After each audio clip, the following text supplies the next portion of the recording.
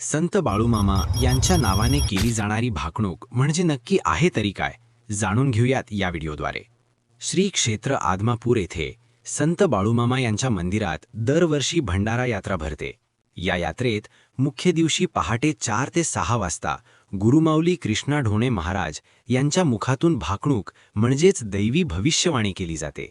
यावेळीही यात्रेत कृष्णा ढोणे महाराज यांनी धडकी भरवणारी भाकणूक केली आहे. जग तिसऱ्या महायुद्धाच्या उंबरठ्यावर, भारत पाकिस्तानमध्ये मोठं युद्ध, चीनकडून आक्रमण, देशात महागाई वाढेल, राजकारणात गोंधळ, मोठे नेते घोटाळ्यात अडकतील, भूकंप, सुनामी, मोठे अपघात, निसर्गाचा ताळतंत्र बिघडेल आणि सर्वात धक्कादायक, कोरोनापेक्षाही मोठा आजार येईल.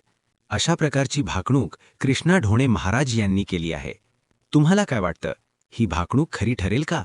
कमेंट करून नक्की सांगा.